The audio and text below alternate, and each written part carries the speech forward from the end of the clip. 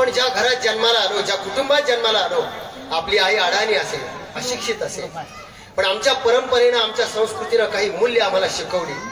ती मूल्य माणूस म्हणून जी मूल्य आहे, माणूस म्हणून जीवन जगता आलं पाहिजे. माणूस एवढा विचित्र प्राणी आहे या जगामध्ये. मी नेहमी गमतीनं सांगत असतो की मी प्राणी का म्हणतो माहितीये का माणसाला? माणूस असा विचित्र प्राणी आहे की तुम्ही बघा, माणूस असा विचित्र प्राणी आहे की गावभर वाघ म्हणून फिरतो.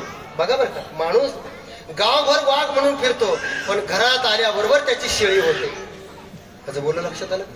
घरात आल्याबरोबर त्याची शेळी होते. जो माणूस सरड्या जेवढे रंग बदलणार नाही, त्याच्यापेक्षा जास्त रंग माणूस बदलतो. जसा नाक कधी कधी फणा काढतो, तसा माणूसही फणा काढतो. पण एक सांगू महाराज, आमचे संत सांगतायत, या जगातले महापुरुष सांगतायत, माणूस कधी कधी वाघ होतो, कधी शेळी होतो, कधी कधी नाग होतो, कधी कधी सरड्या होतो. जगातले सगळे प्राणी माणूस होतो, पण तो माणूस होत नाही, हे दुर्दैव आहे. आणि त्याने माणूस व्हावं म्हणून संतांचा आग्रह आहे. संतांचा म्हणून संतांचा माणूसपणाचं जीवन आपण कोणा. काही माणसं एवढी विचित्र असतात, स्वतः तर चांगलं जगतच नाही, पण जगालाही चांगलं जगू देत नाही. आता हे काय आम्ही सांगायचं कशा करता? काही माणसं इतकी विचित्र. एका गावामध्ये एक माणूस होता. गावातला एक माणूस त्याने असा ठेवला नाही की त्याला कोर्टात नेलं.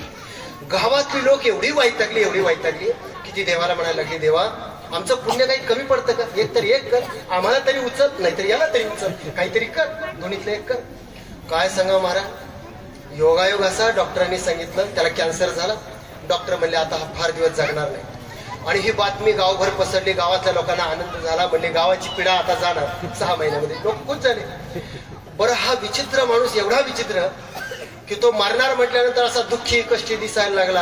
आता वाईट माणसाला सुद्धा मित्र असतात बरं का, लक्षात ठेवा, वाईट माणसालाही मित्र असतात. मग एक त्याचा मित्र होता, तो त्याला जाऊन भेटला, बाबा तू खूपच दुःखी दिसतोय, आता कॅन्सर झाला, मरणार आहे, मला मान्य आहे तुला वाईट वाटत असेल, काय झालं? तो म्हटले, अरे मी मरणार आहे त्याचं मला वाईट वाटत नाही, पण मी मेल्यानंतर माझ्या माघारी सोबलगावला त्रास कोण देईल याची मला काळजी आहे. बोलणं लक्षात येत नाही. काही लोकांना आपण मरणार याचं काही वाटत नाही, आपल्यानंतर त्रास द्यायला. आणि बरं तुम्हाला सांगतो, जशी चांगली गादी चालवणारे लोक असतात ना, तशी वाईट लोकांची सुद्धा गादी चालवणारी शिष्य परंपरा असते बरं. एखादा मेला की त्याच्या गादीवर दुसरा जाऊन बसतोच.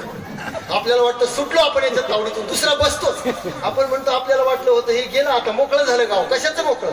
कोणीतरी असतंच त्यांच्या परंपरेत. एवढा विचित्र माणूस, तो म्हटला मी मरणार आहे त्याचं मला काही वाटत नाही, पण मी मेल्यानंतर माझ्या माघारी गावाचं कसं होईल, गावाला त्रास कोण देईल, मग काहीतरी केलं पाहिजे. मग त्याने खूप विचार केला आणि एक प्लॅन आखला. त्याने काय केलं, मित्राला जवळ बोलवलं, म्हटलं हे बघ, आयुष्यभर करून आहे ते केलं,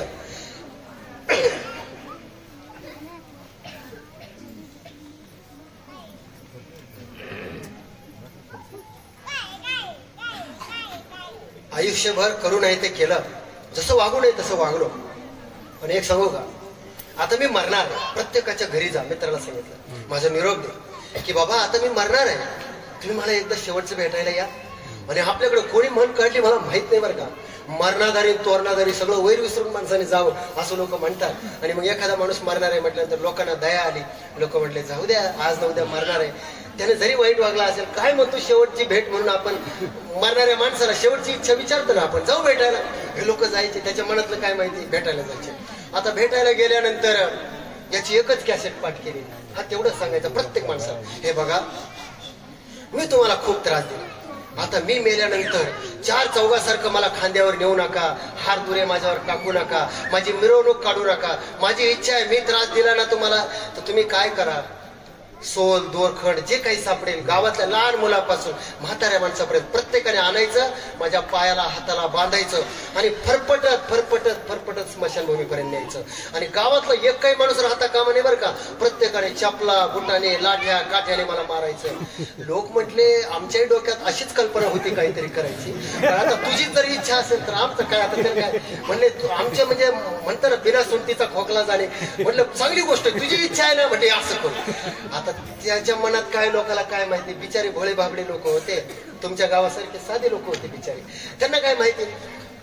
जसा हा माणूस मेला, तुम्हाला सांगतो, जे दुसऱ्या गावाला लग्नाला साखरपुड्याला गेलेले होते ना, ते सुद्धा गावात सांगून जायचे, हे बघ मी कार्यक्रमाला चाललोय, पण हा जर मेला तर मला फोन कर, मला फार त्रास दिला याने, याला पहिले मीच बांधणार, त्याच्यामुळे मला फोन कर. आणि हे जे गावाला गेलेले होते, हा मेल्याबरोबर सगळ्यांनी फोन सुरू केले, अरे तो मेला मेला, सगळे जमा व्हा. त्या गावातल्या माता मावल्या, लहान मुलं मुली, सगळे तरुण सगळे जमा झाले. आणि जसं त्याला बांधलं, घराच्या बाहेर फरफटत ओढायला लागले. बरं, हा एवढा हुशार होता, याने एक पोलीस स्टेशनला अर्ज देऊन ठेवला की म्हटले माझ्या जीवाला धोका आहे आणि सगळं सोबलगाव माझ्या जीवावर टपलेलं आहे, कधी मला मारेल काही सांगता येत नाही, आणि उद्या यदा कदाचित माझ्याबरोबर जर काही बरं वाईट झालं तर त्याला हे सगळं गाव जबाबदार असेल. असा एक अर्ज त्याने देऊन ठेवला. आता तुम्हाला सांगतो, जसं याला बाहेर काढलं, याच्या मित्राने पोलीस स्टेशनला फोन लावला. म्हणले हे बघा, माझा मित्र आहे, त्याला सगळं गाव मारतंय. असं म्हटल्याबरोबर त्या इन्स्पेक्टरने विचारलं, म्हणले किती लोक आहे? म्हणलं सगळं गाव आहे. म्हणले गावाची लोकसंख्या? त्याने गावाची पाटी बघितली, 8,000. 8,000 गुणिले जांभळ्या गाड्या किती लागतील त्याचा हिशोब केला, आणि तेवढ्या जांभळ्या गाड्या घेऊन गावात. आता जांभळ्या गाड्या घेऊन गावात जसा शिरला, तसं त्या गावातला सरपंच बिचारा हुशार होता, तो साधा भोळा माणूस. ते लगेच ते म्हटले चला बसा बसा गाडीमध्ये. म्हटले तुम्ही या माणसाला मारलं. तो सरपंच म्हणायला लागला, हे बघा, आम्ही याला मारलेलं नाही, आणि आम्ही हे जे काही करतोय त्याच्या इच्छेनं करतोय, आणि हे ते आम्ही जे करतोय त्याच्या मेल्यानंतर करतोय. तो इन्स्पेक्टर म्हणला, हे बघा, हे त्याच्या इच्छेनं होतंय का त्याच्या मेल्यानंतर होतंय हे कोर्टात ठरेल, आधी तुम्ही गाडीत बसा. हे कुठे ठरेल? कोर्टात ठरेल, आधी तुम्ही गाडीत बसा. बिनभाड्याच्या खोलीत जाऊन बसले सगळं गाव. आता सगळं गाव जेव्हा जेलमध्ये गेलं, तेव्हा सरपंच विचार करायला गेलो, काय झालं, काय आता करायचं काय? तेव्हा रात्री 12 वाजता त्या सरपंचाची टूप पेटली. म्हणले बघा, काय बदमाश माणूस होता. अरे याने आयुष्यभर तर आपल्याला त्रास दिला, पण मरताना सुद्धा साऱ्या गावाची वाट लावून राहिली. म्हणजे काही माणसं जगामध्ये अशी दुर्दैवी आहेत की ती आयुष्यभर तर चांगली जगतच नाही, पण मरताना सुद्धा लोकांना त्रास देऊन जातात. पण एक सांगू तुम्हाला, जगामध्ये एक वर्ग असा आहे की आत्मघाताबरोबर जगाचा घात कसा करता येईल असा विचार पदोपदी करतो. म्हणून ते अतिरेकी नसतात का? वर्ल्ड ट्रेड सेंटर मध्ये अमेरिकेमध्ये घुसले होते ना, ते स्वतःही मेले आणि दुसऱ्यालाही नुकसान केलं. पण एक सांगू तुम्हाला, आत्मघाताबरोबर जगाचा घात कसा करता येईल त्याला म्हणायचं अतिरेकी, पण आत्मउद्धाराबरोबर जगात उद्धार कसा करायचा हे या देशातल्या ऋषीमुनींनी शिकवलं, हे या देशातल्या संतांनी शिकवलं. म्हणून संतांची जीवन मूल्य स्वीकारायची, म्हणून संतांची विचारांची मूल्यात्मकता स्वीकारायची.